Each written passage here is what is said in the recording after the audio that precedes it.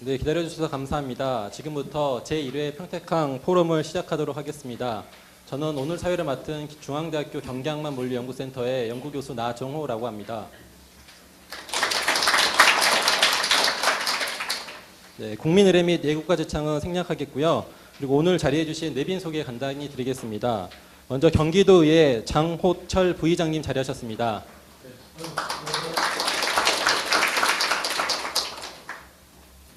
네, 경기도의회 평택항 발전 추진 특별위원회 이상기 위원장님 자리하셨습니다.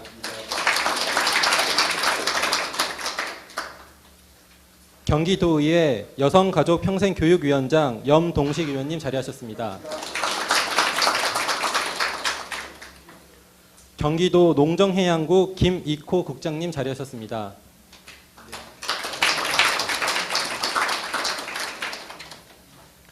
중앙대학교 경기항만물리연구센터 소장 방희석 교수님 자리하셨습니다. 경기평택항만공사 정승봉 사장님 자리하셨습니다.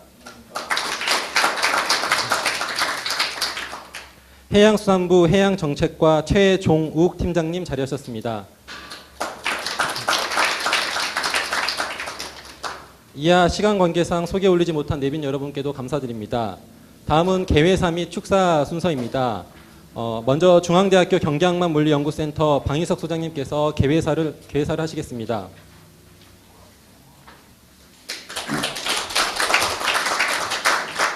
중앙대학교 경기항만물리연구센터 소장 방희석입니다. 오늘 바쁘신 중에도 경기도 의회 장호철 부의장님, 또 이상기 평택항 발전 추진위원회 특별추진위원회 위원장님, 염동식 의원님, 경기도 농정해양국 김익호 국장님, 경기 평택항만공사 장승봉 사장님, 또 해양수산부의 해양정책과의 팀장님, 감사합니다. 이렇게 바쁘신 중에 이런 포럼에 참석해 주시고 또 격려의 말씀을 해 주시게 되어서 대단히 감사합니다.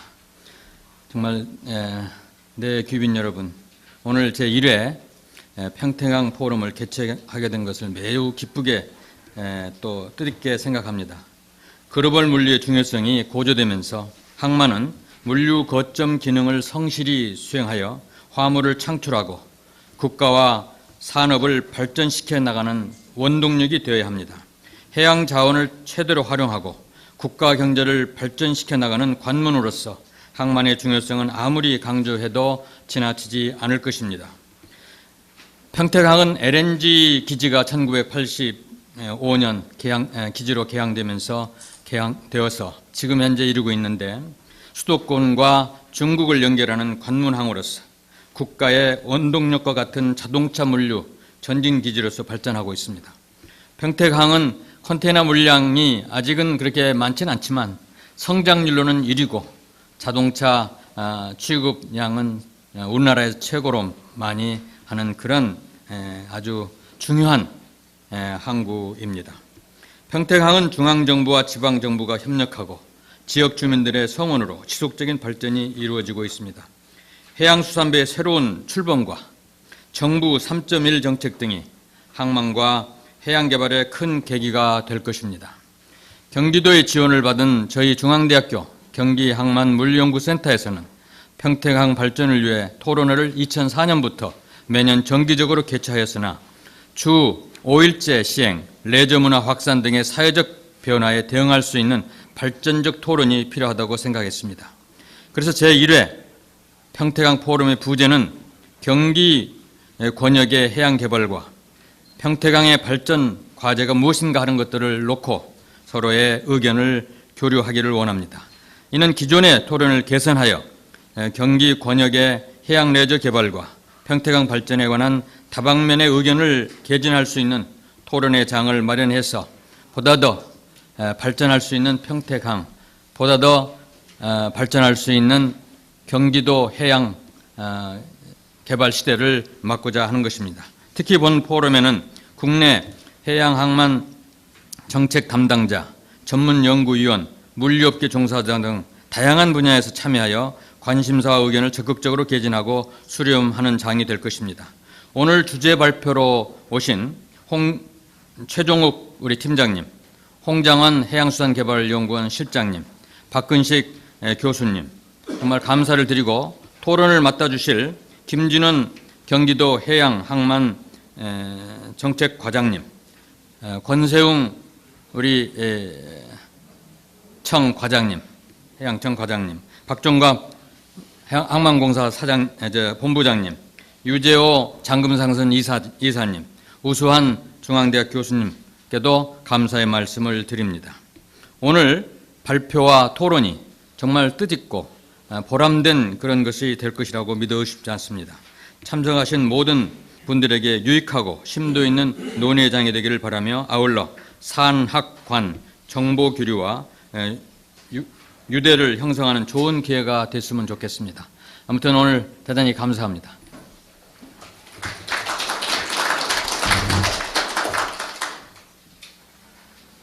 네, 이제 경기도 농정해양구 김익호 국장님의 축사가 있겠습니다.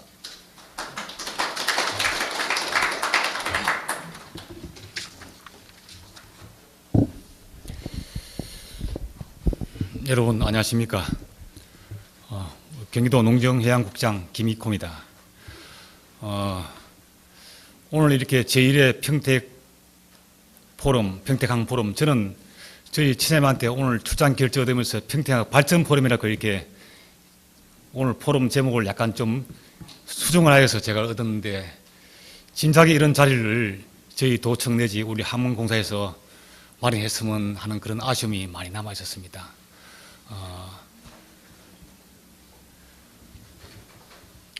오늘 그러고 이 자리에 참석해 주신 특히 우리 해양수산부 최종욱 우리 해양정책팀장님, 그다음에 장호철 우리 부의장님하고 영동식 위원장님, 이상기 우리 특위위원장님, 정성봉 사님 너무 고맙습니다. 지난 1986년 개항한 평택항은 국내 중부권 수도권의 대표 항만으로서 지속적인 시설 투자의 물동량 증가로 큰 성장을 이뤄내었습니다. 그러나 최근 중국 항만의 급성장, 국내 항만 정책 등의 여러 가지 어려운 항만 환경을 극복하고 평택항을 대중국 전초기지항, 서해안권 개발 육성을 위해 저희 도에서는 항만 배후단지 개발, 제부 마리나항 건설, 물류기업 유치를 통해 경기 권역의 항만 개발에 지원에 열심히 하고 있습니다. 지금 중국은 한국과 우리 FTA를 지금 계속 진전하고 있으며 급속하게 빨리 FTA가 아마 되리라고 저는 보고 있습니다. 그 다음에 우리 대중뿐만 아니고 중국뿐만 아니고 대북 북한과도 아십니까? 머지않아 아십니까? 분명히 교류가 활성화되리라고 저는 믿고 있습니다. 이런 점에서 오늘 이런 자리가 조금 늦은 감이 있지만은 또 저희 도청에서 하지 않은 것도 조금 죄송스럽지만은 상당히 오늘 이런 포럼을 통해서 아십니까? 여러분들의 좋은 발표와 의견이 있으리라 저는 기대를 됩니다. 아무쪼록 이 우리 평택항이 지금은 불과 한 20년밖에 안 됐지만 인천은 제 짐작으로 아십니까? 약 한 60년. 부산은 거의 한 100년이 넘었는데 아십니까?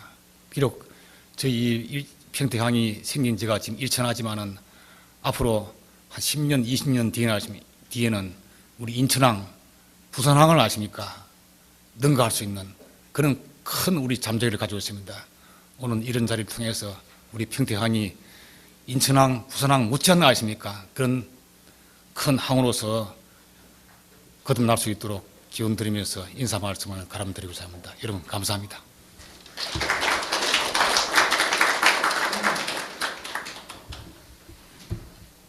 네, 말씀 감사드립니다. 이제 경기도의회 평택항 발전 추진 특별위원회 이상기 위원장님의 축사가 있겠습니다.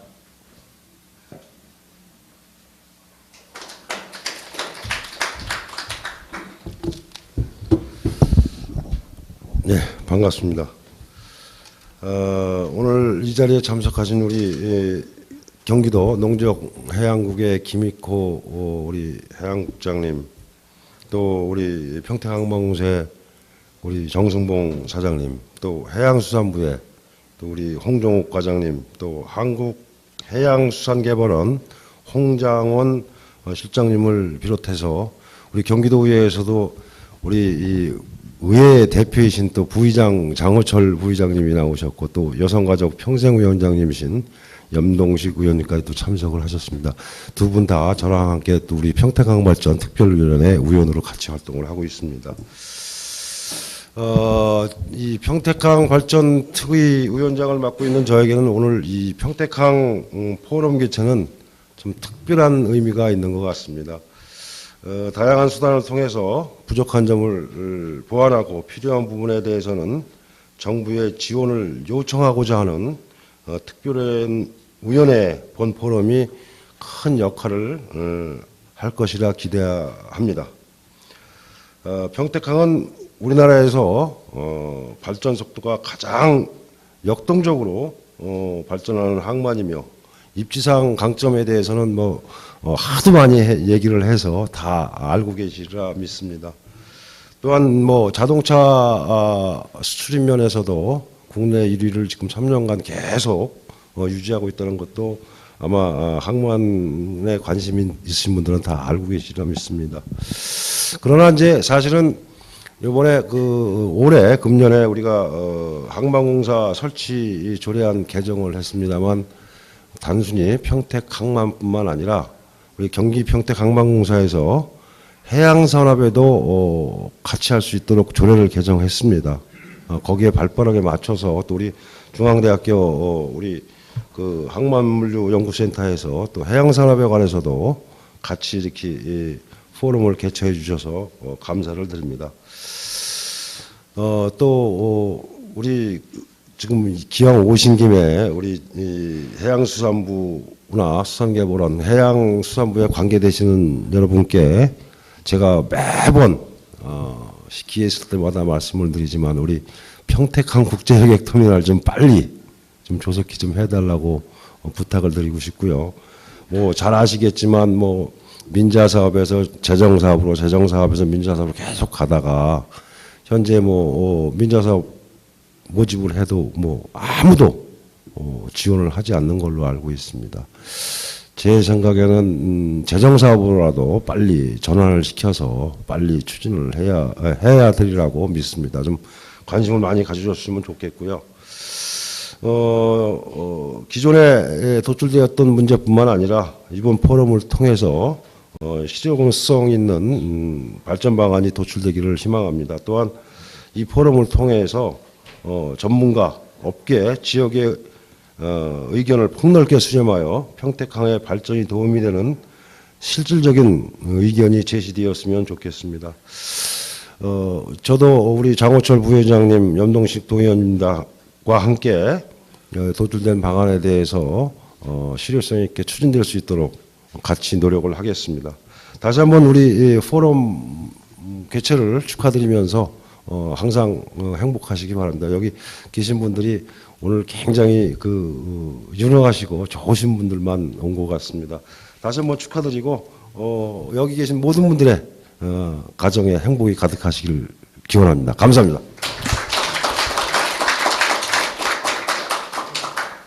네, 말씀 감사드립니다.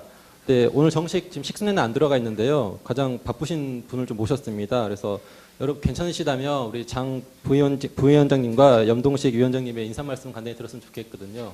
괜찮으시겠죠? 네, 부탁드리겠습니다.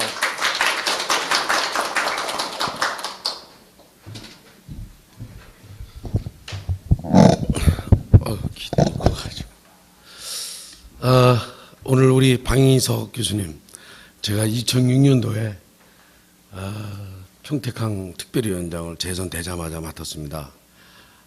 전혀 몰랐습니다. 송탄 살면서 평택 내 항이 어떻게 되는지도 몰랐습니다. 그 특별위원장 맡아가지고 부산항, 광양항, 인천항을 의원님들하고 방문하면서 제가 어떻게 이런 일이 벌어지나라고 깜짝 놀랐습니다. 그때부터 이제 우왕청심환 먹기 시작했어요. 그때 뵌 분이 방희석 교수님입니다. 제가 변함없이 물리센터 예산도 반씩 싹둑 잘렸다는 것도 얼마 전에 말씀해 주셨는데 참 대한민국의 항해에 대해서는 우리 방희석 교수님 따라갈 분이 없지 않느냐. 특히 평택항의 이 애증은 굉장히 깊고 깊습니다. 제가 2002년서부터 우리 도의원님들이 도정질의와 5분반을 통해서 평택항에 대해서 굉장히 심혈을 기울이면서 발언들을 많이 하셨습니다. 역대 도의원님들도. 이유가 뭐냐? 이게 광양 갔더니 마린센터가 국비로 지원이 되고 있더라고요. 그때 막 공사 중이었습니다. 제가 이청유에 방문하니까. 이 평택항 마린센터는 우리 도비로 순수 303억으로 세웠습니다. 어떻게 우리나라 같은 항이면 국가 사무인데 이런 일을 벌일 수 있나. 그때부터 고민하기 시작했습니다. 아까 말 2011년도에 우리 아까 이상기 위원장도 말씀해 주셨지만 우리 신여객 터미널 이 39억이 번내산에 올라가지도 못하고 예결위까지는 올라갔습니다. 그런데 부대 비용, 설계 비용, 착공 비용 39억이 삭감되는 날 저 술 많이 마셨습니다. 도에서 하는 것 같으면 39억이면 정말 눈 감고합니다. 또 지사님은 그냥 390억이라도 주십니다. 그런데 불구하고 어떻게 국회의원이 시의원 2명씩 되는 이 경기도에 경기도 국회의원이 아닌지 이 양반들 뭐 하는 건지 평택항은 방문도 안 해보고 여기가 어떻게 대중국 G2에서 G1으로 바뀔 수 있는 세계적인 환경도 보지도 못하고 평택항의 잠재력을 이렇게 모를 수가 있나? 중국도 안 가보나? 이런 의아심이 많이 났습니다. 제가 달려온 것도 우리 방희석 교수님이나 우리 정승봉 사장님 또 우리 김익국 국장님이나 많은 해양수산부 또 관계되신 분 오신다 그래서 제가 우리 이상기 특별위원장님이 열심히 하시고 다 정말 훌륭하게 잘하십니다. 오죽하면 2011년도에 오죽하면 주한미군 특별법 개정 촉구 결의안을 채택을 했습니다. 우리나라 물류가 해양이 80%입니다. 세계적인 물류가 전부 배로 다 이동합니다. 군사나 경제나 모든 게 마찬가지입니다. 내리고 들어오는 평택항 내륙 도로가 저게 도로입니까? 이러한 모든 점이 이게 어느 나라에 이루어지나 정말 한심했습니다. 이런 소리 함부로 못합니다. 우리가 개인적으로. 정치인들은 그거 별로 안 좋아합니다. 그러나 여기 계신 박사님들 관계자분들이 계실래 좀 오늘 좀 하소연 좀 하려고 부랴부랴 의장단 회의 끝나서 달려왔습니다. 우리 방희석 교수님, 특히 요즘 훌륭하신 우리 정승봉 사장님, 또 이상기 의원이 또 대표 발의해서 우리 특별위원회에서 이랬던 아까 말한 조례도 왜 만들었겠습니까? 여기 계신 훌륭하신 분들이 도는 저희가 배후단지는 도에서 시도에서 합니다. 그러나 항만은 국가사무입니다. 이 부분을 때맞춰 시간이 지나면 기회를 놓치면 안 됩니다. 중국 동부연안에 1년에 한 번씩 가면 달라집니다. 100만 평, 200만 막 배후단지가 막 늘려갑니다. 여기 지자체까지 싸움 갈등 유발시키질 않나? 이 정부 자체가 개념이 없는 것 같아요. 개념. 그래서 스트레스 받으면 암 걸리니까 참자 그래서 여태 참았지만 정말 이렇게 훌륭하신 분들을 모시고 오늘 간단하게 말씀드리고 싶은 거는 국가는 국민을 위해서 존재하는 겁니다. 경제가 배가 불러야 이 국민이 따뜻한 배 부르면 좋잖아요. 일자리. 저출산 고령의 일자리가 국가의 국책 시체가 아닙니까? 여기에 일자리가 얼마나 생깁니까? 평택에는 매일 미사일, 미군기지, 미함대, 가스공사, LNG기지 왜 남이 갖다 놓기 싫은 데는 죄 갖다 놨습니다. 이거 하나 해제는데 왜 이렇게 소홀하고 남 흘려보듯이 하냐. 이준복 장관님 면담도 신청해놨습니다. 매립지 갖고 당진이랑 싸움이나 시키고 남의 땅을 매립해놓은 땅을 지번을 등록을 해서 지자체 간에 갈등이나 유발시키고 항은 언제 할 겁니까 이거. 그래서 오늘 거기다 대고 떠들어야 되는데 오늘 여기 훌륭하신 분들이 계시길래 하소연회로 서울에서도 포럼했습니다. 훌륭하신 교수님들하고 서울서도 평택시에서 주관해서 했습니다. 공연불이 아니고 정말 국가 미래를 위해서 방인석 교수님 물리센터 지원 예산 삭감이 안 되도록 우리 의원님 이상기 특별위원장님하고 우리 지역구 여기 지역구 염동시 위원장님하고 정말 의기투합하겠습니다. 경기도에 지금 예산 재정이 굉장히 심화되어 있습니다. 그러나 정말 도지사님도 처음에 당선돼가지고 오셔가지고 평택 강서부터 방문했습니다. 경기도의 원동력이다. 대한민국의 원동력이다 해가지고 여기 제일 먼저 방문했습니다. 2006년도에. 2006년도죠. 뭡니까? 그래서 하여간 저도 내년 7월까지 도의회 부의장으로서 임기 끝나는 날까지 평택항을 위해서 건의안뿐만 아니라 정말 장관님 면담 정도가 아니라 미군기지 814만 평에 대한 철도, 평택항 IC 다 돼 있습니다. 돈이. 지금 착공을 안 한 것뿐입니다. 이러한 미군기지 이전을 미국에 공유하는 이런 평택 시민들과 경기도가 뭐가 이게 착한 사람만 있습니까? 우리 여기 계신 분들이 지리적 요건 여러 가지 국가 경쟁력을 통해서 오죽하면 제가 여기 호소회로 왔습니까? 오늘 좋은 포럼을 통해서 정말 저희가 정책 입안할 수 있도록 오늘 좋은 자리가 매김되기를 기대하면서 너무 길었습니다. 죄송합니다. 감사합니다.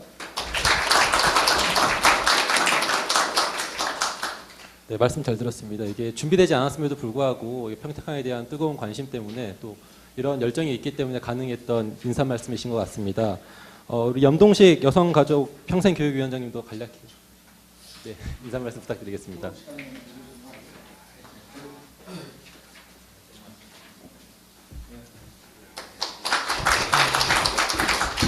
이런 귀한 시간에 저한테까지 기회를 주셔서 감사합니다. 오늘 이 자리는 아마 이 방인석 교수님 주제로 또 이렇게 포럼이 열리는 것 같은데요. 이런 귀한 자리를 마련해 주셔서 너무 고맙습니다. 또 우리 김익호 농정해양국장님, 그리고 우리 도의회에서 또 우리 장호철 부의장님, 이상기 의원님, 또 그리고 평택항 경기항만공사 우리 정승봉 사장님 함께 계신데요. 정말로 감사드리고요. 저는 이 지역의 지역구 의원으로서 장호철 부의장님과 제 7대서부터 이 평택항 특별추진위원회 제가 부위원장까지 하다가 또 이제 지난 6.2 지방선거 때는 못 들어가서 결국은 이제 우리 또 훌륭하신 이상기 의원님이 이제 특별위원장을 맡고 계십니다만 여기에 대한 관심은 뭐 저희들 의원들은 누구나 할 것 없이 다 잘 가지고 있습니다. 인천하고 우리하고 간단하게 한 번만 비교를 한다고 그러면은 인천에 16분의 이 국회의원님 목소리가 그대로 중앙정부에 전달되고 또 이렇게 되는 게 있는가 하면은 우리는 제가 7대 때는 51명이었고 지금 이제 52명이죠. 52명의 목소리가 그대로 그냥 한 사람의 목소리도 제대로 들리지 못하는 이게 이제 현실입니다. 그래서 경기도에 많은 국회의원을 가지고 있고 또 그분들이 나름대로 일을 한다고 하지만 사실은 평택항에 대한 관심은 좀 부족한 게 아닌가 이렇게 저는 지역구 의원으로서 상당히 안타깝게 생각하는데요. 이 부분을 끌어내기 위해서 제가 7대 때도 도정 질의를 엄청나게 해댔고 지사님한테도 건의드렸던 부분이 우리 51명의 국회의원님들을 평택항에 모시고 좀 제대로 된 설명과 또 이 지역의 현실을 그대로 좀 보여드리는 것이 어떻겠냐. 그거를 좀 반드시 만들어 주십사 하는 그런 도정 질의를 상당히 많이 했습니다. 또 지금도 아직도 그게 이제 이루어지지 못하고 있는 게 현실입니다. 아무튼 오늘 이런 귀한 자리에서 주시는 말씀이나 또 아니면은 대안에 대해서 저희들도 열심히 노력할 거고요.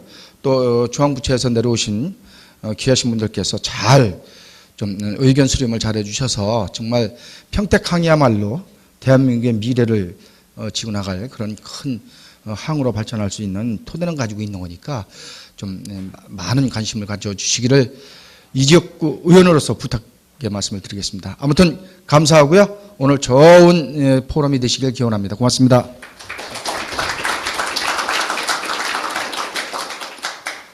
네, 말씀 감사드립니다. 마지막으로 경기평택항만공사 정승봉 사장님의 축사가 있겠습니다.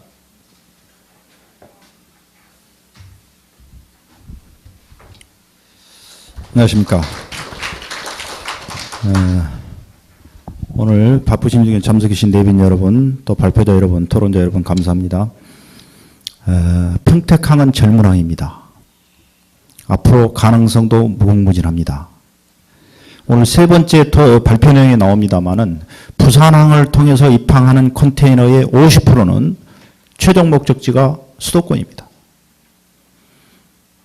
여기 계신 여러분은 다 알고 계시겠지만은 많은 사람들이 모릅니다. 물류 관계자도 모르고 또 국내외에 이 업무에 직접 담당하는 많은 사람들이 이러한 물류 쪽에 물류비 절감이라는 파트, 가장 중요한 파트에 모르는 것을, 너무 많은 사람이 모른다는 것을 저희가 확인하고 다닙니다. 여기 계신 여러분께서 전도사가 되어주신다면 평택항 발전은 훨씬 더 이른 시간 내에 동북아 물류 중심지 항으로서 발전을 하고 믿습니다. 여러분 감사합니다. 네, 내빈 여러분께 감사드리고요. 지금부터 이제 기념 촬영 시간입니다. 그래서 여기 참석하신 분 모두 다 단상 앞으로 좀 나오셔서요. 이렇게 좀 사진 찍었으면 좋겠습니다.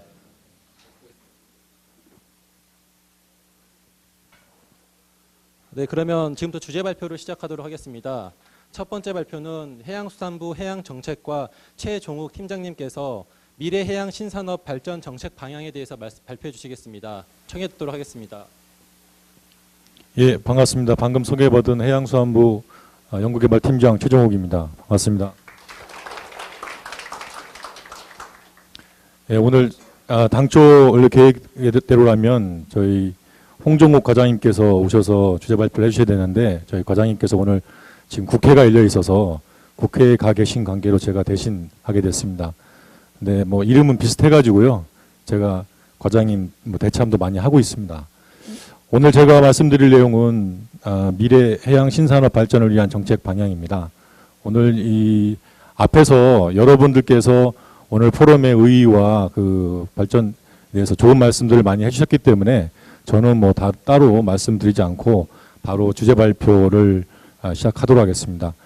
그 원래 계획 시간표 상에 저희가 그 발표를 하게 된 시간이 2시 반이었는데 앞에 여러분들께서 인사 말씀을 해주셨음에도 불구하고 이렇게 시간을 딱딱 지켜가는 이런 회의 자리는 저희가 보기 좀 드물게 보는 것 같습니다. 그래서 오늘 이 포럼이 아주 잘 될 거라고 그런 징조가 아닌가 생각합니다. 저에게 주어진 시간이 많지 않고 않은 반면에 오늘 저희가 준비한 그 슬라이드가 상당히 좀 많습니다. 그래서 전체적인 큰 틀에서 미래 해양 신산업 발전을 위한 정책 방향에 대해서 간략하게 어떤 것이 있는지 여러분들께 소개하는 형식으로 말씀을 드리도록 하겠습니다. 오늘 소개드릴 순서는요. 처음에 이제 해양 산업의 현재, 그리고 해양 산업 여건 및 전망, 마지막으로 미래 해양 산업 발전 방향에 대해서 설명을 드리도록 하겠습니다. 먼저 해양 산업의 현재입니다. 보통 우리가 해양 산업이라고 할 때 정의를 어떻게 내리냐면요. 지금 법령상에서는 해양수산발전기본법상에 해운, 항만, 수산, 해양과학기술개발, 해양환경, 또 해양관광, 또 해양정보 관련 산업, 그 밖에 해양 및 해양자원의 관리 보존과 개발령에 관한 관련된 산업. 그러니까 거의 뭐 해양에 관련된 모든 것을 아우르는 거죠. 이거를 좀 개념적으로 분리를 하면 그 해양 공간을 기반으로 하는 이제 해양 기반형 활동, 주로 뭐 어업이나 해양 광업 뭐 이런 게 되겠습니다. 그리고 이제 해양 연관형 활동, 뭐 수산물 가공 유통이라든지 뭐 해양 기기 장비 제조업, 이런 해양을 기반으로 하는 활동과 해양과 연관된 활동을 합쳐서 해양 산업이라고 부릅니다. 이 해양 산업은 다시 이제 생애 주기 또는 기술 주기를 기준으로 전통 산업과 신산업으로 구분을 하고 있습니다. 전통 산업이라 함은 해운, 항만, 수산, 조선 등 이미 이제 성숙기 또는 포화기 단계에 근접한 분야를 전통 산업이라 부르고요. 해양 신산업은 심해적 광물 자원이나 신재생 에너지 등 태동기 또는 도입기에 있는 산업을 해양 신산업으로 구분을 합니다. 이제 그 기술 주기가 있죠. 그래서 왼쪽에 있는 것이 해양 신산업이고 오른쪽에 있는 것이 이제 전통 산업이 되겠습니다. 해양 산업은 인류가 당면한 이제 글로벌 이슈를 극복하기 위한 필수 과제입니다. 무한한 잠재력을 가지고 있고 이미 육상 산업이 해결하기 이제 어려운 한계에 부닥친 기후 변화라든지 자원 공급 압박, 경기 침체와 같은 글로벌 당면 과제를 해결할 수 있는 필수 과제로 인식되고 있고 이미 엘빈 토플러나 폴 케네디, 자크 아탈리아와 같은 당대 석학들이 이 해양의 중요성을 일갈하고 있습니다. 해양 산업의 특징은 크게 네 가지로 구분할 수가 있는데요. 먼저 무한한 이 성장 잠재력을 갖고 있다는 거, 그리고 다양한 분야가 포괄됐기 때문에 높은 산업 연관 효과가 발생된다는 거. 세 번째는 환경 친화적이며 미래 지향적인 기술을 통해서 지속 가능한 개발이 가능하다는 거. 마지막으로 ICT, BT, NT, ET 등 타 분야 기술을 융합하는 형태로 발전, 진화한다는 것입니다. 그렇다면 우리나라 해양 산업의 현황은 어떤지 한번 보겠습니다. 우리나라 해양 산업의 시장 규모는 산출액 규모로 약 134조 원이고요. 이거는 전체 산업 시장의 4.9%를 차지하고 있습니다. 주로 이제 선박이나 해양 플랜트, 해운이 70% 이상을 점유하고 있습니다. 총 부가가치액은 38조 원으로 전체 산업 부가가치의 3.8% 수준이고요. 그러니까 취업자를 보실 때는 92만 명으로 전체 산업 취업자 수의 4.8%를 차지하고 있습니다. 아서디리틀의 그 발표에 따르면 우리나라는 이제 세계 12위권의 해양력을 보유하고 있죠. 조선이나 해양 플랜트에서는 방면에서는 세계 1위를 달리고 있습니다. 이건 분야별로 표시를 해놓은 거고요. 문제점을 보자면 우리나라 해양 산업은 연평균 그 90년 이후로 연평균 12.2%의 높은 성장률을 보이고 있지만은 조선이나 해운 등 전통 산업의 편중된 성장으로 이제 신성장 동력을 확보할 필요성을 느끼고 있습니다. 하지만 거의 그에 비해서 신산업 분야는 이제 태동기 또는 도입기에 머물고 있는 실정이 되겠습니다. 우리나라 해양 산업의 문제점을 좀 분야별로 살펴보면 해운 산업 같은 경우에는 그 유럽의 재정 위기, 또 세계 경제 침체, 고유가 등 이 악화된 대외 여건 하에서도 과잉 투자, 운임 하락, 유동성 악화 등 악순환이 계속되고 있고요. 선박 금융제도 선진화 미흡, 또 정부 지원이나 미래 신규 시장 개척 노력이 부족한 실정입니다. 항만의 경우에는 항만 배후단지 개발 그리고 기업 유치가 미흡해서 이 항만 물동량 및 부가가치 창출 기반이 약하고요. 컨테이너 부두 중심의 개발로서 항만 투자에 불균형이 발생하고 있습니다. 수산업의 경우에는 자원 난맥으로 인해서 자원량이 감소하고 있고 또 급증하는 수요에 비해서는 여기에 대응하기 위한 인프라가 미흡한 상황입니다.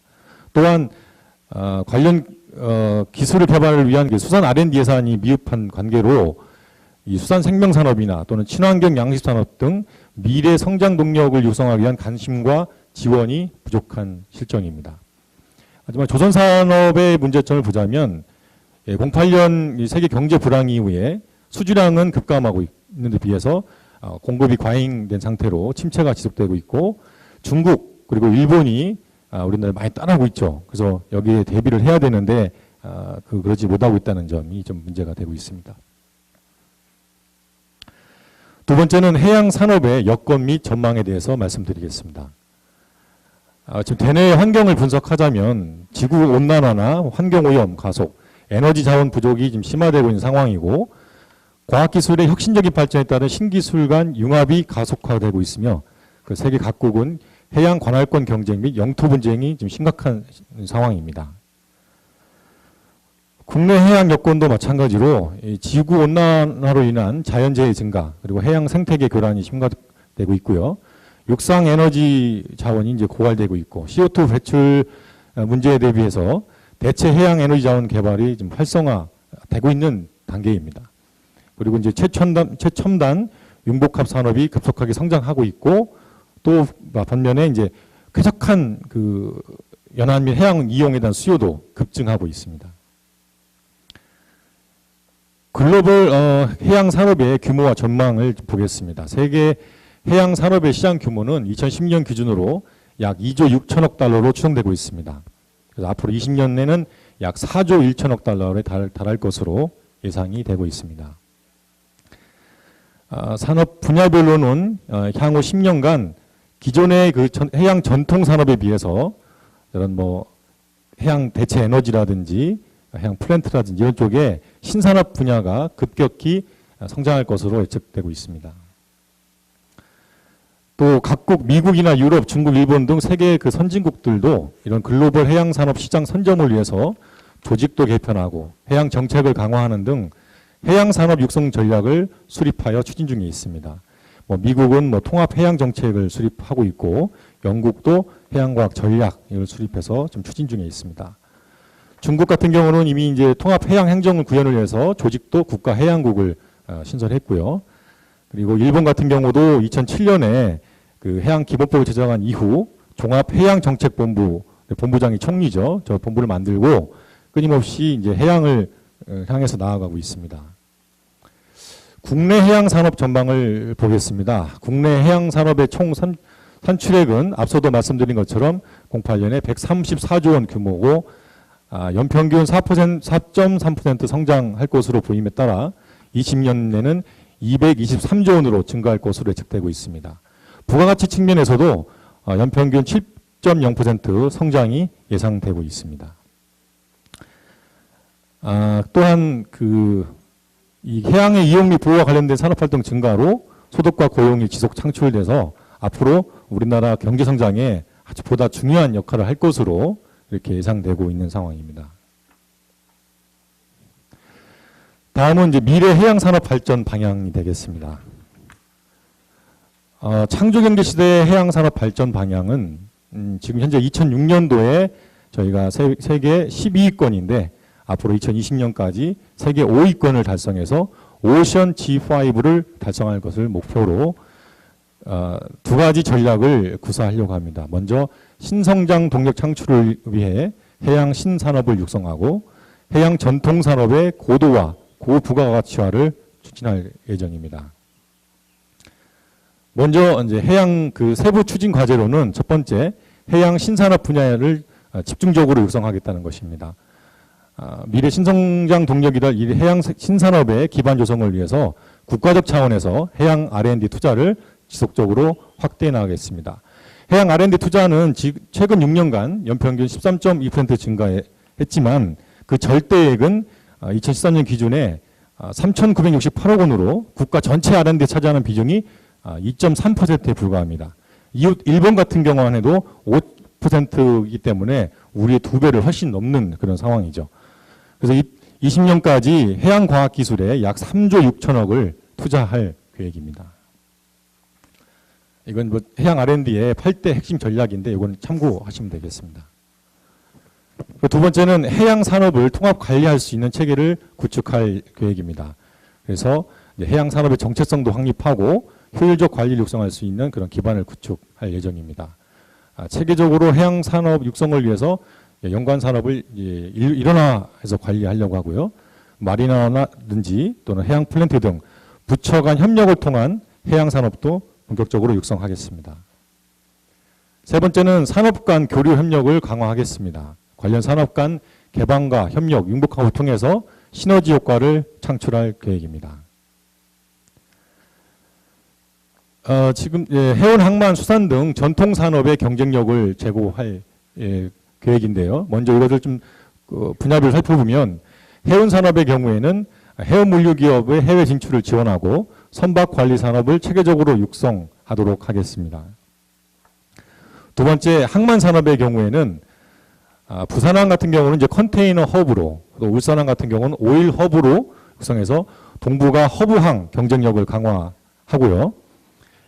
인천항 같은 경우는 이제 수도권의 관문항으로서 신항 컨테이너 부두 개발, 그 다음에 남한 국제 여객 부두 개발을 하고, 광양항 같은 경우는 복합 물류 허브로서 초대형 원자재 또 유조선 입출항을 지원할 계획이며, 제주항은 연안 여객 화물 그리고 관광 기능을 보다 강화할 계획입니다. 이거 평택항 같은 경우에는 자동차 쪽으로 특화해서 지역 맞춤형 항만 특화 개발을 할 예정입니다. 마지막으로 수산 같은 경우에는 첨단 기술 집약적 양식 산업을 육성을 하고 수산물 유통 체계를 혁신하고 가공 산업도 집중 지원할 계획입니다. 다섯 번째는 해양 산업 지원 체계를 구축하겠습니다. 해양 산업 정책의 효과성 제고를 위해서 산학, 연관, 거버넌스를 구축한 한편 해양 산업에 대한 정책 지원을 위한 통계 시스템도 구축하겠습니다.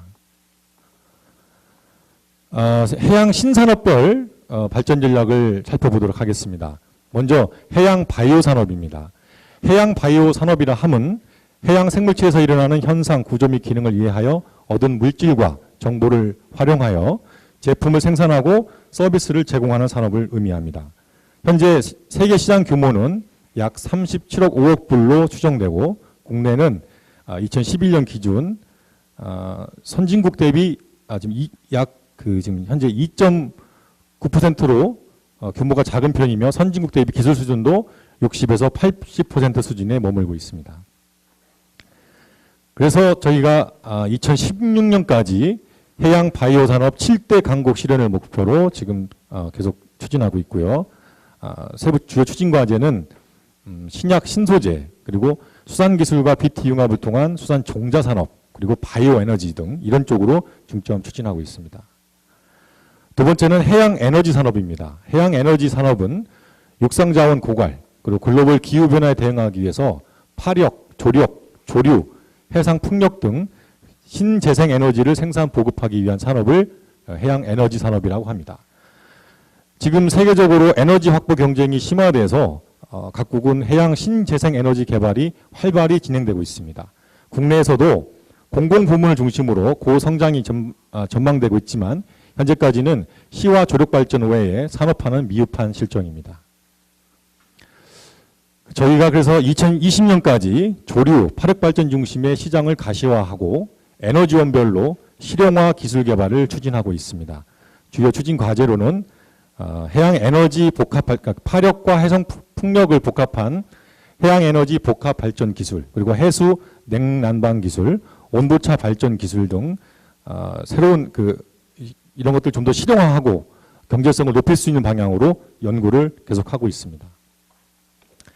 세 번째는 해양 레저 관광 산업입니다. 해양 레저 관광 산업은 여러분 잘 아시겠지만 해양을 직간접적으로 이용하거나 해양을 매개로 형성된 연안 공간에서 이루어지는 관광 활동과 또 이와 관련된 영리 활동을 포괄하는 개념입니다.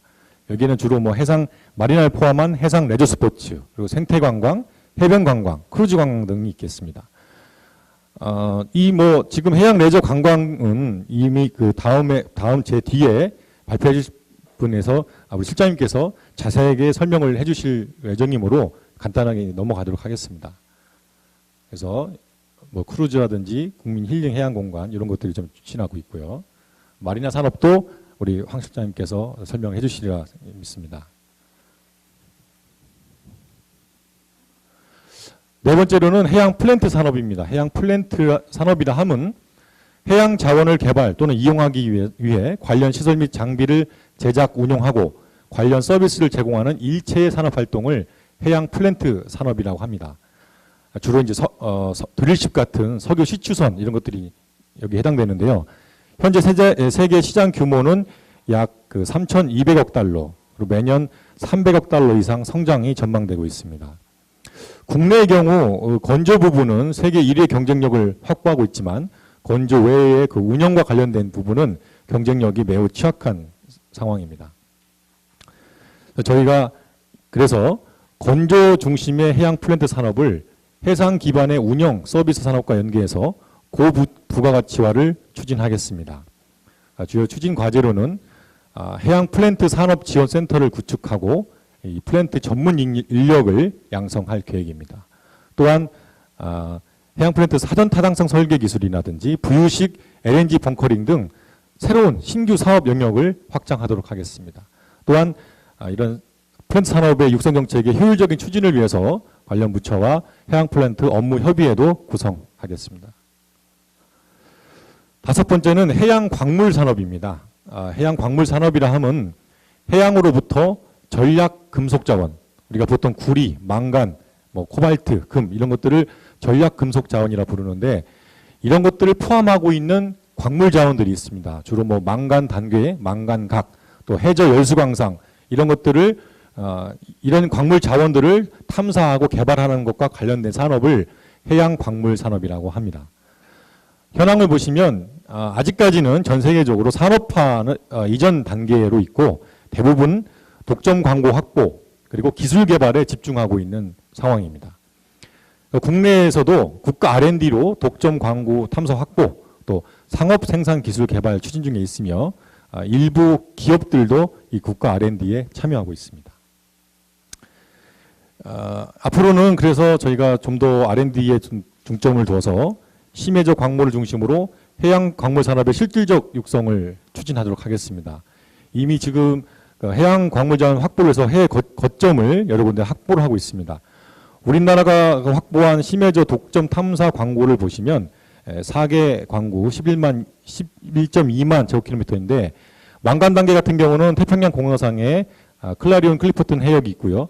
해저 열수광산 같은 경우는 통가, 피지, 인도양 쪽에서 저희가 광부를 이미 확보했거나 확보를 추진하고 있습니다. 여섯 번째는 해양 심층수 산업입니다. 해양 심층수라고 하는 것은 말 그대로 해저 그 200m 이하의 해수로 3, 4도 정도의 저온과 청정성을 유지해서 미네랄이 풍부한 그런 것을 해양 심층수라고 하는데 이러한 해양 심층수의 특성을 활용한 해양 신성장 산업을 해양 심층수 산업이라고 합니다. 현재까지는 이제 주로 먹는 물 위주로 산업화 초기 단계에 있습니다. 그래서 앞으로는 이 심층수의 이용 범위를 더 확대해서 2020년까지 1,000억 원의 시장 형성을 목표로 제2차 해양 심층수 기본 계획을 저희가 14년부터 18년까지 수립을 하고 있고요. 또한 이 식품 이용 범위를 확대하고 수산업이나 건강, 뷰티 산업 등 타산업 분야의 활용을 추진하고 있습니다. 또한 이 심층수를 이용해서 해수 냉난방 시스템, 또 온도차 발전 등 융복합 기술 개발도 추진하고 있습니다. 일곱 번째는 해사 안전산업입니다. 해사 안전산업은 선박 안전과 그리고 선박에 의한 해양 오염 방지에 필요한 시설, 설비 이런 것들 관련된 모든 것들을 해사 안전산업이라고 하죠. 또 국제해사기구를 중심으로 선박 안전이나 환경기준 법제화에 지금 추진을 하고 있습니다. 목표는 이제 고부가 가치 및 고용 창출을 위해서 안전 환경 규제의 산업화 전반에 전환에 역량을 집중하고 있고 특히 이제 선박 평형수 처리 기술은 저희가 지금 세계 1위의 기술을 보유하고 있습니다. 그래서 앞으로 지금 또 IMO에서 이내비게이션을 전 세계적으로 추진하고 있는데 저희가 한국형 이내비게이션 기술 개발을 위해서 지금 R&D를 열심히 추진하고 있습니다. 기타는 뭐 해양 환경 산업도 있고요. 해양 환경 중요성이 자꾸 높아지고 특히 이제 해양 쓰레기 투기 금지가 됨에 따라서 국제 규제가 강화되고 있는데 여기에 대응하기 위해서 저희가 여러 가지 노력을 하고 있습니다.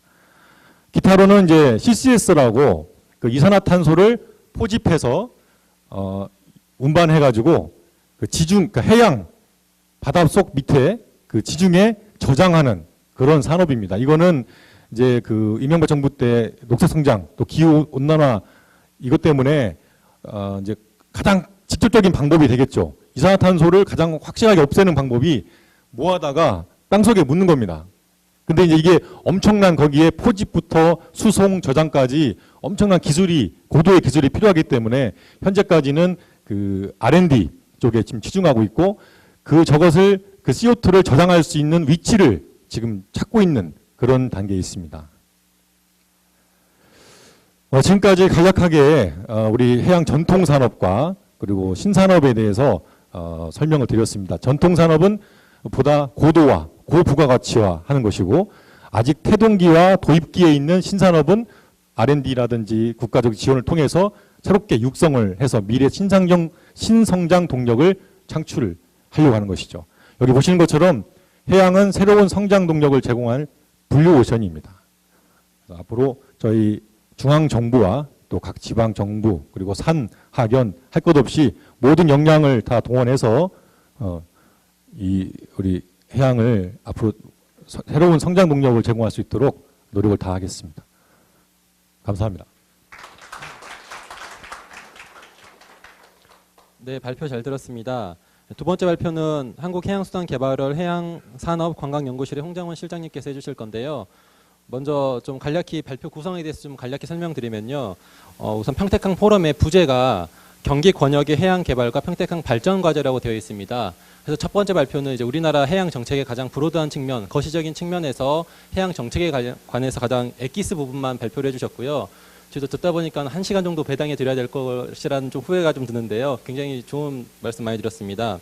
두 번째 발표는 이제 서해안권 해양 관광 발전 방향입니다. 즉 저희 부제에 나와 있는 경기 권역의 해양 개발과 관련된 부분에 많은 시사점이 있을 거라는 생각이 들고요. 마지막은 이제 평택항 발전 과제로서 평택항이 어떻게 하면 더 많은 고객이 올 것인가, 어떻게 하면 더 유치할 수 있을 것인가, 그런 측면으로 발표를 구성하였습니다. 이 점 좀 알고 들으시면 보다 더 유익할 것 같습니다. 두 번째 발표는 홍장원 실장님께서 해주시겠습니다. 박수로 청해 듣도록 하겠습니다.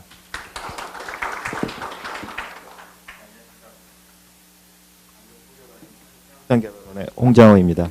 제가 말씀드릴 내용은 이제 서해안권 해양관광 발전 방안인데요. 처음에 이제 방 교수님한테 붙어봤을 때 고민도 상당히 많이 했어요. 왜냐하면 항만 지역에서 예전에 관광이란 타이틀을 갖고서 발표를 해보거나 영상이 없었는데 역시 경기도가 창조하고 융합이 빨라서 아마 이런 게 있지 않나 싶습니다. 개인적으로는 서해안 지역 경기도 같은 경우는 2000년부터 관광 기본 계획을 많이 했으면서 관광 정책에 있어서도 상당히 많이 갔기 때문에 제가 오늘 드리는 말씀에도 그런 내용들이 좀 포함되게 전달하도록 하겠습니다.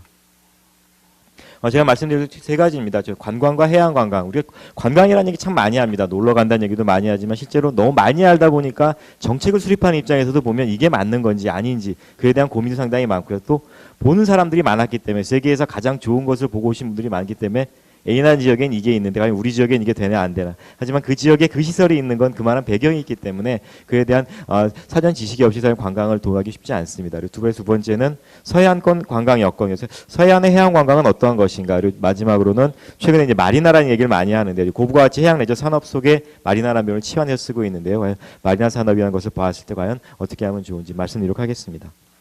첫 번째 관광과 해양 관광입니다. 관광이라는 용어가 참 다양합니다. 어떤 분은 여행이라고 얘기하고 어떤 분들은 레저, 여가, 레크리에이션. 근데 사실 전체 관광이 뭐냐라고 말하면 사실은 쉽지 않습니다. 그 이유는 두 가지 측면이 있습니다. 관광에 대한 갖다 붙이는 수식어가 너무 많기 때문에 그렇습니다. 어떤 사람들은 문화관광, 도시관광 시작해서 농촌관광까지. 누구는 이제 쇼핑과 오락을 관광이라고 얘기하시는 뭐 쉬는 것도 관광이라고 얘기하는데 이 이유는 이제 쓰는 자원, 내가 갯벌을 이용하느냐, 공간을 이용하느냐, 그리고 또 컨텐츠에 따라 목적에 따라 관광을 부르는 용어가 다양하기 때문에 쓰는 사람의 입장에 따라서 그게 다양하기 가장 큰 차이점이 있습니다. 또 하나 이제 여행을 하는 내 입장에서는 뭐 새로운 걸 보고 위한 관광이라고 얘기하고요. 정책 개발하시는 우리 위원님들 같은 경우는 지역 개발을 관광이라고 이야기를 합니다. 근데 문제는 이 두 가지가 상극이 생길 때 새로운 공급자 입장으로 개발을 할 때 우리 지역에 빈지가 많으니까 리조트를 개발하면 좋겠다고 하지만 그 지역에 수요가 있지 않으면 관광 개발은 있기 힘들겠죠. 그래서 이 두 가지가 맞지 않으면 관광 개발은 또 이루기가 상당히 힘듭니다. 그래서 관광 개발은 동전의 양면성이 있다고 합니다. 일부 사람들은 돈을 벌기 위해서 또 아주 그냥 지저분한 지역을 보면서 이걸 생태관광이라고도 하는데요. 교육을 위해서 관광을 하기도 하고요. 또 낙후된 지역을 발전하면서 우리 어촌관광이라는 게 대표적인 도시관광의 세계인데요. 그래서 그분들과 사회교환을 하면서 서로 인식을 하는 것. 이런 긍정적 기능이 있는가 하면 대표적인 혼잡.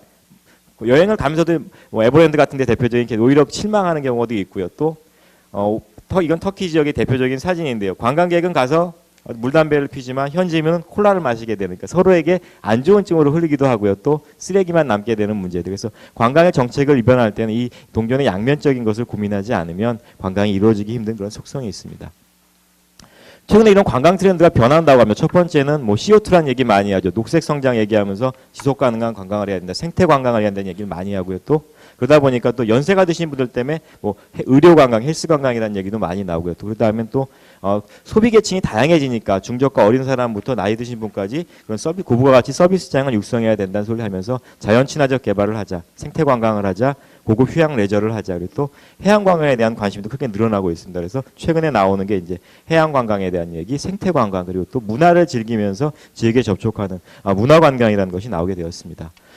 이것이 과연 해양 관광청에 어떻게 영향을 미치나 해서 UNWTO라고 하는 세계 관광기구가 있습니다. 그래서 앞으로 한 20년 동안 우리가 무엇이 좋은지 한번 10개 아이템을 뽑았는데 보시면 뭐 모험 관광, 뭐 패러슈트 같은 거 말씀드리고 문화 관광, 타 지역의 문화를 보는 것, 도시 관광, 뭐 국제 회의, 뭐 테마파크 이런 것도 있지만 해변에서 이루어지는 관광, 그다음에 스포츠 관광, 스킨스쿠버 같은 거예요. 크루즈, 그다음에 생태 관광, 농어촌 관광 같이 바다를 기반으로 하는 관광이 커질 것이다라는 얘기를 했고요. 또 앞으로 전 세계 관광의 50%는 연안 지역에서 이루어질 것이다라고 얘기를 했는데 최근에 크루즈 관광객 늘어나는 거 보면 틀린 얘기는 아닌 것 같습니다. 그 이유 중에 하나는 이제 크루즈 관광 같이 속성을 제가 말씀드렸습니다.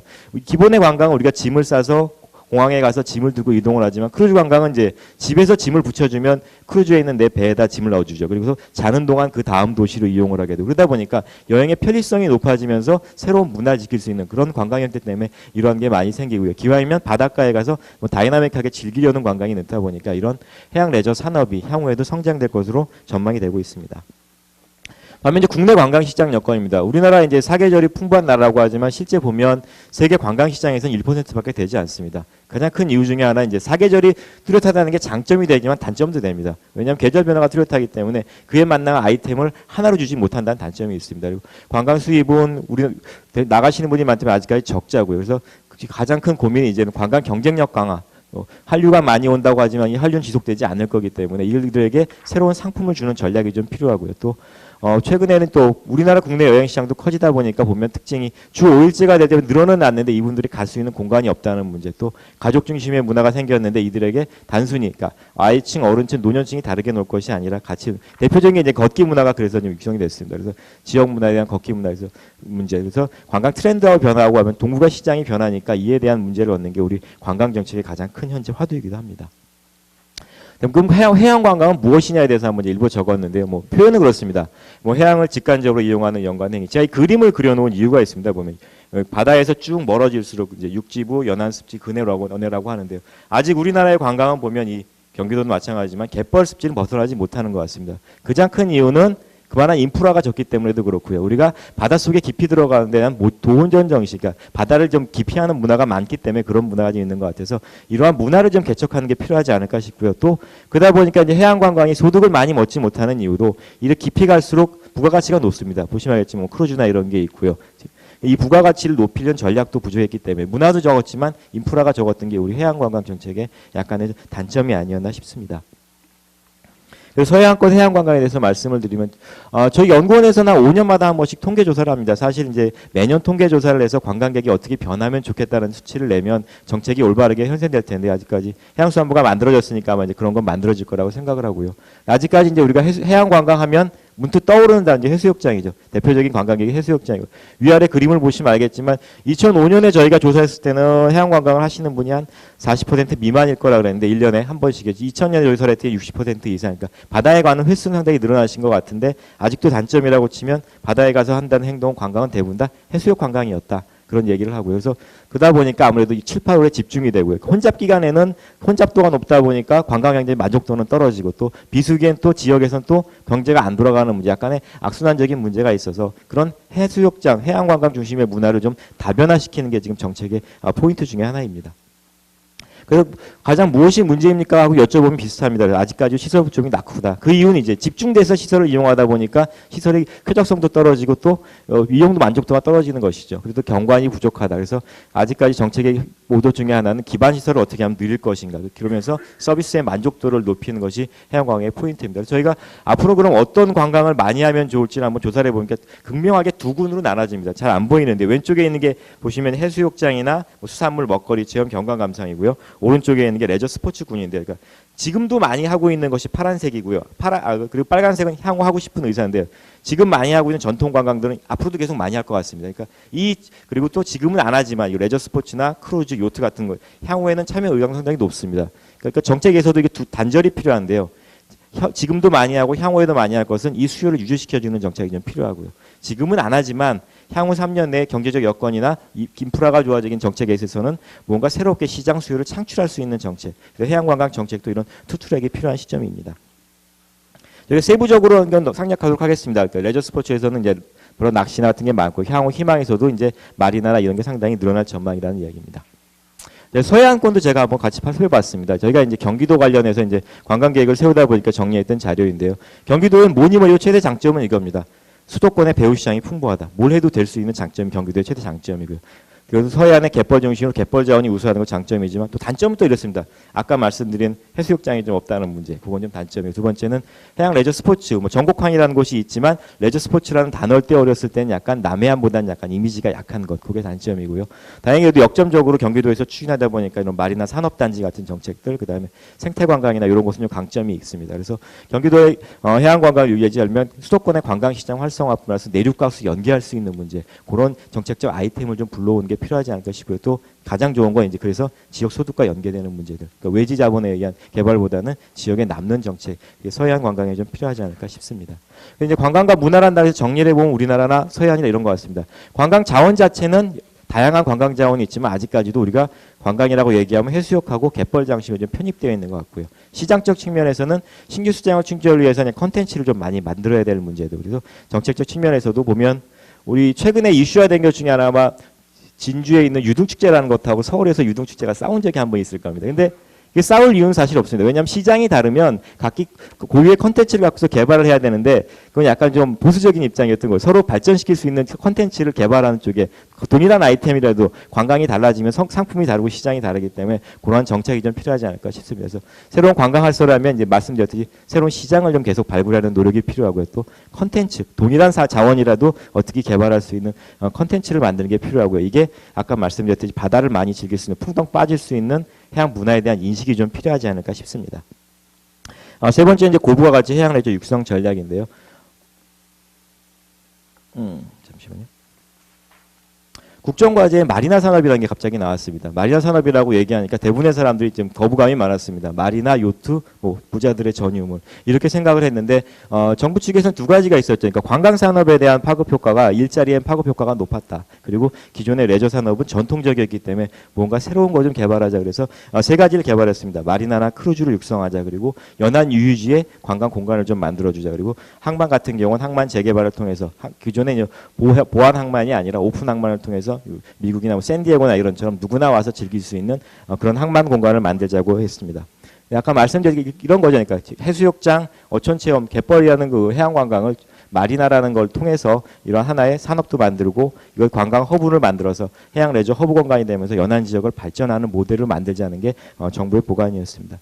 하지만 이제 아까 말씀드린 언뜻 떠오르면 있습니다. 아직까지 마리나라고 하지만 국민 대다수는 요트가 뭔지 보트인지 크루저, 마리나 이 어감 자체가 생소합니다. 사실은 그 이유 중에 하나는 우리가 해양을 즐기는 문화가 익숙하지 않았기 때문에 외국처럼 어렸을 때부터 이런 떼끔한 요트, 이건 딩기 요트라고 하는데요. 이런 딩기 요트를 타는 문화나 더군다나 이렇게 요트 대회에 참석하는 문화가 없었기 때문에 즐길 줄 몰랐던 거죠. 다행히 이제 경기도에서 이제 국제 보트쇼 하시면서 약간 서해안권의 경기 문화를 상당히 붐을 일으켰기 때문에 이건 좀 큰 개혁이 되는데 이게 좀 더 전국적으로 확산이 되면 말할 새로운 시장이 좀 엮이지 않을까 싶습니다.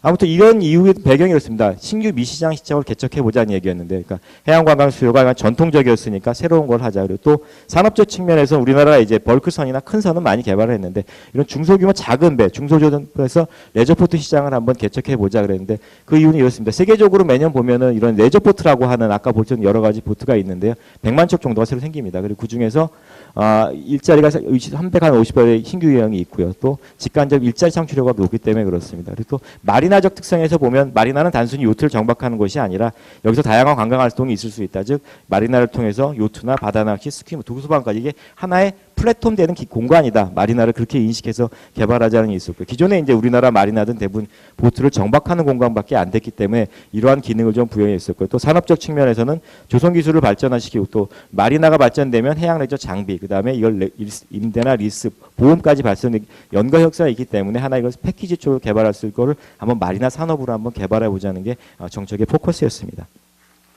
그 새로운 시장이라고 말씀드려요. 세계적으로는 그렇습니다. 유럽만 말씀드리면 한 마리나가 하나 만들어지고 하면 28만 명 정도가 현재 유럽에 있고요. 또 우리한테는 좀 아쉬운 게 뭐냐면 이 사람들은 1년에 한 4,800만 명 정도가 바다에 가서 즐긴다고 합니다. 우리는 아마 다 더해도 한 아까 해수욕장을 빼고 계산하면 몇백만 되지 않을 건데요. 그래서 이런 수요 자체가 다른 특징이 있고요. 또 이런 고급 시장에 대한 시작 때문에 우리가 뭐 터키나 대만, 이게 중국인데 벌써 이 레저 시장에 진출했습니다. 그러니까 이 마리나 같은 경우 어느 한 나라만 개발되는 게 아니라 배가 이동성이 높듯이 이런 지역을 이동할 수 있기 때문에 이런 것에 대한 관리 시장이 좀 필요하고 단순히 배만 만드는 게 아니라 배를 관리해주는 서비스 시장까지 있다면 마리나 산업이 더 육성될 수 있다. 그런 정책에서 이 마리나 시장을 정부에서 새로운 시장으로 개발하게 되었습니다. 국내는 어떤가 한번 봤습니다. 그럼 국내 과연 시장이 있는지 없는지를 보면 다행히 저희가 2000년대부터 한번 요트 면허라는 걸 제도화 시켜 매년 증가를 합니다. 그러니까 잠재 시장이 상당히 높은 것 같고요. 이들이 뭘 할 것이냐 즐겨보면 단순히 크루징이 아니라 이를 통해서 낚시나 스킨프, 요트를 즐기겠다는 이유가 늘어나다 보니까 이거 연계 개발할 수 있는 가능성이 높고 그래서 과연 이게 사회적 편견 때문에 문제인가도 저희가 한번 조사를 해봤는데 사회적 편견이라기보다는 기반 시설 자체가 부족하다. 어디에 있는지 모른다는 문제 그리고 내가 요트를 가지고 갔을 때 탈 수 있는지에 대한 정보가 부족하다는 문제가 있었고요. 세 번째가 이제 이용 요금이 불쌍하다. 왜냐하면 우리는 이제 요트보트를 빌리거나 임대하는 제도가 없었기 때문에 법도 없었고요. 그래서 그런 게 부족했기 때문에 그런 잠재 수요가 형성돼 있으니까 이런 기초 인프라 구축을 통해서 이걸 터주면 단장에 뭐 몇만 척짜리 마리나가 만들어지는 건 아니더라도요. 산업의 디딤돌이 될 수 있다고 판단을 하겠습니다. 그럼 우리나라에 마리나가 얼마나 있냐 보면 전국적으로 19개 정도가 있는 걸로 알려져. 이것 때문에 기재부하고 좀 다툼이 많은데 이제 19개나 있는데 뭘 새로 만들 것이냐는 얘기 있는데 사실 실제 가보면 외국에 있는 마리나, 200~300척 있는 마리나라고 불러줄 수 있는 건 전곡항하고요, 부산항하고 충무배 정도. 기타 마리나는 아직까지 그냥 단순 계류 정도의 수준이기 때문에 마리나 기권이 부족합니다. 다행히 전곡항을 만들다 보니까 우리나라에서는 롤 모델입니다. 그래서 전곡항에서 제도를 하나 만들면 그걸 가지고 이제 전국 마리나가 따라갈 정도고요. 그래서 수도권에서는 그래서 그 다음에 1차 마리낭만 기본계에서는 수도권에 좀 마리나를 만들 정책을 갖고 있습니다. 전곡항뿐만이 아니라 방아머리, 제부, 오이도, 시아호까지 관광 마리나를 개발하고 있는데요. 아직까지는 이런 기능이 부족해서 한번 마리나를 전체 다 똑같이 개발한 건 문제가 있고요. 이걸 서로 네트워크 시켜서 개발하는 게 필요하지 않을까 싶습니다. 해양 레저를 활성화한다는 마지막 다음에 얘기인데 가장 중요한 건 대중화가 필요할 건데요.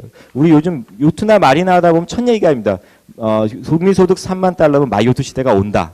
여기 이제 빠진 게 하나 있습니다. 뭐냐면 우리의 문화가 그만큼이 쫓아가지 않았을 경우 경제적 여건이 향상되는 건 맞지만 우리가 바다를 지는 친수 문화가 없으면 이 3만 달러가 5만 달러가 돼도 마리나는 오기 힘듭니다. 그래서 거기 보면 밑에 있는 게 이제 경기 국제 보트쇼 제가 매년 가서 모든 촬영 사진인데요. 이런 문화가 많아지면 그런 문화가 좀 쉽게 오지 않을까 싶습니다. 그래서 무엇보다도 가장 첫 번째 중요한 건 시장 수요를 발굴하는 문제입니다. 마리나가 뭔지는 몰라도 이건 미국에서 이제 어린이들을 계속 왜냐하면 요트를 한 번 산 사람이 요트는 20년 이상 흘러가기 때문에 고령화된 현상이 많거든요. 그래서 신규 수요를 유치해서 어린애들에게 웰컴 투 더 워터라고 하는 프로그램을 만듭니다. 그러니까 어린이들이 바다를 즐기면 무료로 즐기게 해주는 그런 프로그램도 정부에서 계속 만듭니다. 이건 이제 단순히 마리나만을 위한 게 아니라 해양 레저 문화를 만들어서 연안 산업을 발전시키는 위한 전초 단계인 거죠. 그래서 우리도 정책의 첫 단계에선 이렇게 어린이들부터 친수 문화를 확전하는 게 필요하다고 생각이 됩니다. 그래서 대중화를 만드는 게 필요할 것 같고요. 제가 오른쪽에 국제 요트 대회라고 넣어놓은 이유는 이러한 메가 이벤트 하나가 형성이 되면 그 나라에 대한 마리나 문화가 상당히 형성됩니다. 사실 정옥항에서 요트 대회를 할 거라고 생각하는 사람은 없지만 지금은 월드 레이싱 메이스를 하다 보니까 유럽 사람들도 이 대회를 합니다. 이거 좀 더 활성화시켰으면 좋겠다 생각돼요. 두 번째는 아까 말씀드렸듯이 정옥항이 올해 최초로 도입을 하긴 했는데 기존에 우리나라 마리나는 배를 정박하는 경우밖에 못합니다. 여기를 누구에게 빌려주거나 임대를 하거나 클럽을 육성하는 제도는 없는데요. 정부에서도 올해 이제 마리나법을 만들어서 이걸 개선하려고 합니다. 그래서 이런 비즈니스 모델을 많이 만들고 또 호텔하고도 연계해서 파는 그런 제도가 좀 필요할 거라 생각이 됩니다. 다음은 이제 아까 말씀드렸듯이 마리나가 다 똑같이 개발될 수는 없습니다. 큰 마리나도 있고 이런 콘도 같이 개발되는 한두 척 개발되는 마리나인데 서해안권의 마리나도 이런 네트워크가 필요합니다. 어항 공간에 만드는 마리나도 필요하고 도시에 붙어서 많은 마리나 간단하게 왜냐하면 배가 어디를 출발해서 섬해 지역 갔다가 하루 자고 돌아올 수 있는 보급과 공급 기능이 연계되지 않으면 개발될 수 없기 때문에 모두가 거점이 될 수 없다는 말씀을 드리고 싶었거든요. 그래서 아까 수도권 방아머리 말씀드렸지만 다 같이 개발되는 것보다는 약간 특색 있는 마리나를 개발해서 수도권 수요를 흡족하는 게 그게 마리나의 중장기 발전 전략이 되지 않을까 싶고요. 좀 마지막에 평택항 내에도 그런 거점형 마리나가 하나 좀 생겼으면 하는 바람도 있습니다. 그다음에 마지막으로 마리나와 연계한 어린이들 이벤트가 좀 많아졌으면 하는 게 아마 마리나 산업 활성화에서 가장 중요한 화두가 되지 않을까 싶습니다. 그래서 이제 마리나나 관광 같은 경우는 예전에는 기반 시설만 만들면 관광이 끝이었다는 생각이 많았습니다. 하지만 그래서는 되지 않고요. 관광에 대한 교육과 체험과 콘텐츠, 그다음에 다양한 콘텐츠, 그다음에 도전 정신이 있을 때만 해양 관광과 마리나 산업이 육성되지 않을까 개인적으로 생각이 듭니다. 마지막에 마리나 산업이 발전된다면 전 두 가지가 필요한 것 같습니다. 산업 생태계, 그래서 그러니까 시장 수요를 만들고 그다음에 산업 단지를 콘텐츠를 만들어서 돌아가게 하는 구조가 하나 필요하고요. 그걸 즐길 수 있는 문화를 만들어서 융성되면 마리나가 발전되지 않을까 싶습니다. 제가 발표를 너무 빨리 한 것 같습니다만 이상 발표 마치도록 하겠습니다. 감사합니다. 네, 발표 잘 들었습니다. 단순히 해양 마리나면 개발만 되면 되겠지라고 생각했던 많은 분들이 있는데 이렇게 해양 레저 문화의 대중화가 같이 동시적으로 이루어져야 된다라는 좋은 깨달음을 주신 것 같습니다. 마지막 발표는 중앙대학교 경기항만물리연구센터의 박근식 박사께서 평택항 이용 고객 유치 전략이라는 주제로 간단히 발표해 주시겠습니다.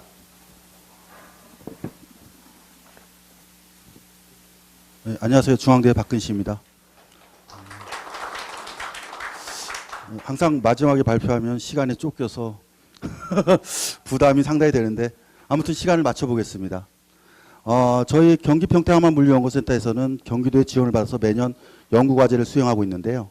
그중에 올해 사업 중에 하나가 그 평택항 이용자율 유치를 어떻게 할 것인지에 대한 연구가 진행되고 있습니다. 그래서 최종 결론은 아직 난 건 아니고요. 지금까지 연구된 부분에 대해서 한번 요약해서 발표를 드리도록 하겠습니다. 우선 연구 차례는 연구 목적과 배경을 먼저 말씀드리고요. 그 다음에 그럼 도대체 평택항을 통해서 화물들이 어떻게 이동이 되는지를 OD 분석을 통해서 한번 확인을 하고요. 거기에 이제 인천항과 부산항을 같이 한번 확인을 하겠습니다. 그 다음에 문헌 연구를 통해서 도대체 항만 결정 요인과 고객 요인이 무엇인지를 한번 확인하고요. 마지막으로 이제 인터뷰를 통해서 저희가 이용화주 및 잠재화주 수요 분석을 한번 했고요. 거기에 따라서 결론을 평택 이용자의 유치 전략을 이런 것이 필요하다고 결론을 한번 제시했습니다. 우선은 연구의 그 배경 및 목적은 지난 5년간, 지금부터 한 6년간 될 텐데 다른 항만보다 컨테이너 물동량에 대한 증가율은 상당히 높았습니다. 또한 자동차 처리의 물동량도 높았지만 전체적으로 물동량을 보면은 부산항이나 인천항에 비해서 매우 낮은 수준입니다. 사실은. 또한 그 평택항이 수도권에 대한 입지상의 우위, 한중 항로의 근접성을 경쟁력으로 내세우지만 실질적으로 화물이 그 처리되는 것을 보면은 수도권의 수출이 화물이 인천항과 부산항을 더 많이 이용하고 있다는 것입니다. 이러한 문제점이 무엇인지 한번 파악을 해보겠는데요. 그래서 우선 연구의 배경과 목적에서 보면은 우리나라의 수출입 및 기종점을 분석을 통해서 처리되는 물동량 현황을 파악하고 또 하나는 수도권의 주요 공단을 중심으로 실제 발생하는 물류 비용과 서비스 시간, 이동 거리 등을 통해서 경쟁 항만과 어떻게 차이가 나는지를 한번 보겠습니다.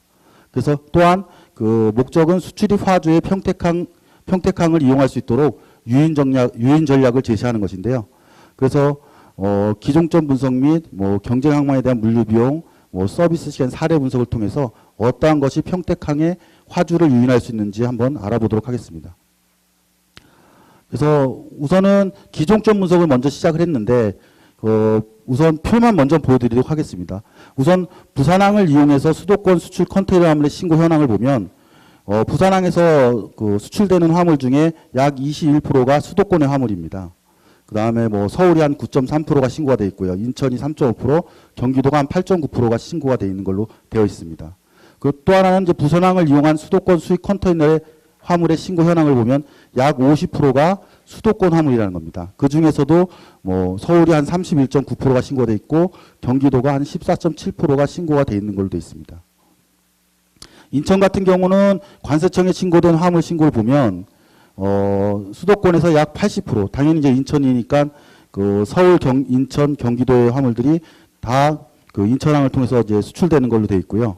또 하나 이제 수입 컨테이너 화물 같은 경우도 보면은 약 88%, 특히 이제 서울이나 경기도의 화물들이 특히 이제 인천을 통해서 많이 수입되고 있는 것으로 나타났습니다. 이제 광양항도 같이 봤는데 광양항은 전체 처리 물동량 중에서 약 5.7%만이 그 수도권의 화물이 수출되는 것으로 나타났고요. 수입하는 화물에 대해서는 약 그 39% 정도만 그 광양항을 통해서 수입되는 것으로 나타났습니다. 그다음에 제일 중요한 평택항 같은 경우도 보면 예를 들어서 한 62%가 이제 평택항을 그 수도권의 화물이 평택항을 통해서 수출이 되고 있는데 그 중에서 보면 서울이 한 5.5%, 인천이 9.6%, 경기도가 47%를 차지하고 있고요. 그다음에 평택항을 이용한 수도권 수입 컨테이너 화물의 신고 건수를 보면은 그 구성률을 보면은 이제 합계가 한 71%인데 그 서울에서 오는 이제 신고된 화물이 26%, 그다음에 경기도가 경기도 지역에서 이제 신고된 화물 건수가 약 40% 정도 수입으로 신고되고 있는 걸로 나타났습니다. 그래서 전체적으로 보면 이제 이러한 수치가 나타나는데요. 이러한 경우에 시사점은 무엇이냐면은 우선 부산이나 그 인천에서 신고하는 건수에 비해서 평택항이 전체 신고 물동량 대비 그 수도권 화물의 비중이 낮다는 것입니다. 그래서 그럼 이러한 것들에 대해서 왜 낮는지 한번 고객을 통해서 알아보겠는데요. 우선 고객에 대해서 알아보기 전에 저희가 한 것은 항만 결정 요인과 고객 유인 요인에 대한 문헌 연구를 한번 고찰해 봤습니다. 그래서 문헌 연구를 고찰한 결과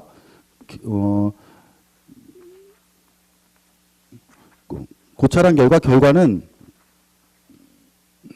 이겁니다. 국내의 문헌 연구를 참고해서 항만 결정 요인과 항만의 고객 유인을 분석한 결과 대부분이 서비스 수준, 시설 형태, 아니면 물동량 수준, 아니면 항만 인지도 등을 고려해서 항만을 선택하는 것으로 나타났는데, 이러한 내용들은 사실은 그 모든 항만에 적용되는 공통적인 상황이기 때문에 평택항도 이러한 수준에서 결정됐다고 말하기가 좀 어려워서 저희가 그 다음 단계로 간 건 뭐냐면은 그럼 평택항을 위한 특별한 시스템을 도출하기 위해서 인터뷰를 한번 해봤습니다.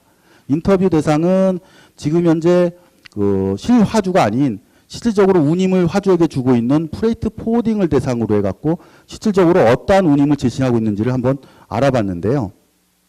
그래서 그 수요 분석의 목적은 수도권 이용 화주와 잠재 화주들의 수요를 분석하고 평택항 이용 시 문제점과 해결 방안을 제시하는 데 이제 인터뷰를 이용했는데, 인터뷰를 하면서 평택항의 물류 프로세스를 분석하고 또한 이제 프레이트 포워딩 물류업체와 화주들이 부산항, 인천항 등을 선호하는 이유를 한번 알아봤습니다. 그래서 그냥 알아보면 안 되니까 저희가 이제 특히 이제 평택항, 인천항, 부산항에 대해서 어떠한 식으로 접근을 했냐면, 첫 번째 그 수도권에 많은 산업단지가 있지만 그 중에서 한 지역을 찍어서 특히 이제 수원을 대상으로 해갖고 수원에서 샘플이 나와서 부산항이나 인천항, 평택항을 통해서 중국의 청도로 발생됐을 때 운임이 어떻게 나타나는지를 한번 알아봤습니다. 이건 이제 서로 비교하는 차원에서인데요. 청도 같은 경우는 부산이나 인천이나 평택에서 모든 배들이 그 기항을 하고 있는 지역이고, 그다음 수원 같은 경우는 경기도의 중심지이기 때문에 그 지역을 선택을 해갖고 수원에서 청도까지 가는 비용이 어떻게 발생하는지를 한번 알아봤는데요.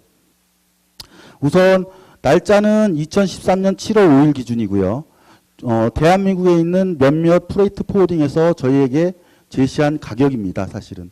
그래서 그들이 제시한 가격에서 부산항에서 청도까지 가는 해상 운임은 약 $100로 제시를 했고요. 인천에서 그 청도까지 가는 비용은 $250, 아니면 평택에서는 $250를 저희 쪽에 제시를 했습니다. 거기에 예를 들어서 수원에서 부산항까지 가는 내륙 운송비가 56만 2천 원. 수원에서 부산까지. 그 다음에 수원에서 인천까지는 32만 6천 원. 그 다음에 수원에서 평택까지 오는 비용은 28만 5천 원. 그게 도합 합계 비용이 부산 같은 경우는 67만 2천 원이고, 인천 같은 경우는 53만 6천 원. 평택 같은 경우는 56만 원. 그래서 사실 인천과 평택이 대중국 청도 가는 화물에 대한 가격은 거의 비슷합니다. 그리고 부산이 상당히 높은데, 저희가 기존에 2장에서 봤던 OD 분석에서는 부산이나 인천을 통해서 출입되는 수출입 화물이 많지 평택보다는 적은 걸로 나왔는데, 그 이유는 이 안에 숨겨져 있는 다른 원인 때문에 그런데요. 두 번째는 이제 프로세스를 분석하다 보니까 실제 비용은 아까 보여준 것 같이 그렇게 나타났는데, 이것은 단편적인 비용 분석이지 실질적으로 물류업체가 공시하는 기준 금액보다는 실제로 할인하는 금액은 다르다는 것입니다. 예를 들어서 할인은 그 요금은 운반하는 화물의 규모가 어떤지에 따라서 또는 복화 화물의 여부에 따라서 차이가 발생을 하는데, 부산 인천항의 경우는 대략 한 20% DC를 해주는 상태고요. 평택항 같은 경우는 약 10%를 DC해 줄 수 있다고 물류업체가 저희에게 제시를 했습니다. 그러니까 이러한 차이 때문에 부산항이나 인천항이나 평택항의 가격 수준 차이가 별로 나지 않는 겁니다, 사실은.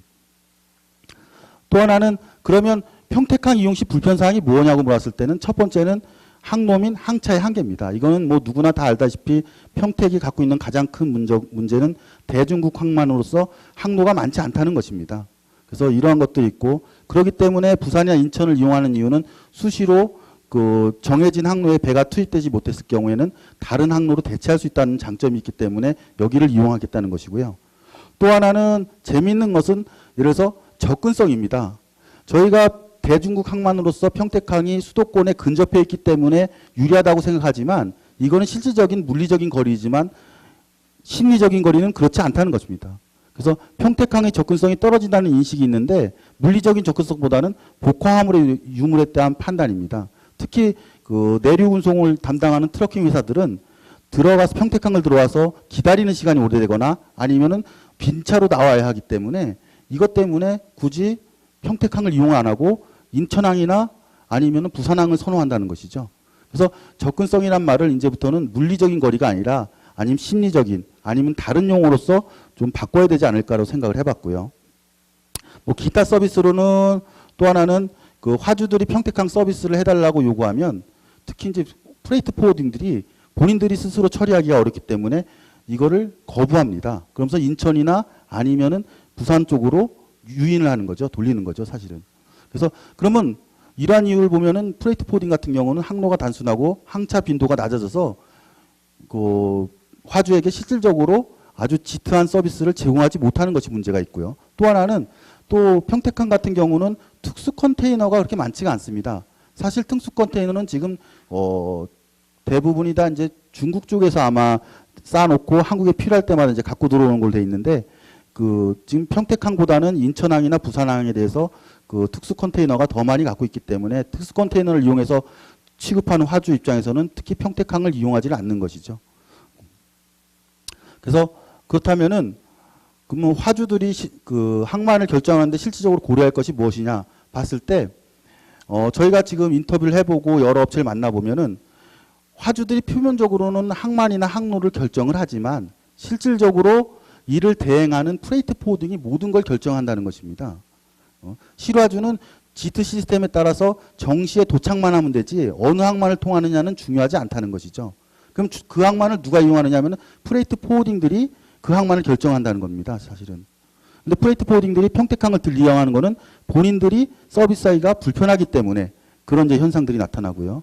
또 하나는 비용이 기준 단가와 영업 마진이 반영돼서 형성되지만 그 외에도 스케줄이나 시간, 비용 등을 고려할 때는 기존에 있는 비용보다는 이러한 것에 더 우선순위를 두겠다는 것입니다. 스케줄이 더 많다면 기존의 비용이 조금 비싸도 그 스케줄에 맞춰서 하기 때문에 평택항보다는 다른 항을 더 선호한다는 것이고요. 또 아까 계속 말씀드렸지만 화주들이 단순히 가격보다는 비즈니스 낳기가 더 중요하기 때문에 항로나 뭐 항차가 많은 평택항, 그 부산항이나 인천항을 평택항보다 더 선호하는 결과를 가져왔다는 것이죠. 그러면 이제 평택항을 화주를 이용하기 위해서는 이제 전략을 어떻게 짜야 되느냐? 첫 번째는 이제 항로 및 항차를 우선 다양화시켜야 할 것입니다. 그래서 이제 기존에 있는 평택항이 대중국 항만으로서 1대1로 항로를 지향하고 있는데 그게 아니라 이제 기회가 된다면은 동남아 거쳐 기행하는 라운드로 운항할 수 있는 항로들을 좀 더 개발을 한다든가 아니면은 일본 쪽으로 항로를 좀 유인한다든가 뭐 이런 식으로 해갖고 항로를 우선 좀 더 확보를 해야 될 것 같고요. 또 하나는 기존에 이제 실화주를 대상으로 하는 이제 그 포트 세일즈는 의미가 없다는 것이죠. 실화주는 항만을 결정하지는 않기 때문에 대부분. 그래서 혹시 포트 세일즈를 하게 되면 지속적으로 하게 되면은 물류업체 여기서 말씀드리는 물류업체는 이제 프레이트 포워딩을 대상으로 해서 프레이트 포워딩들이 평택항에서 영업할 수 있는 뭐 뭔가를 제시해 주는 게 더 좋지 않을까.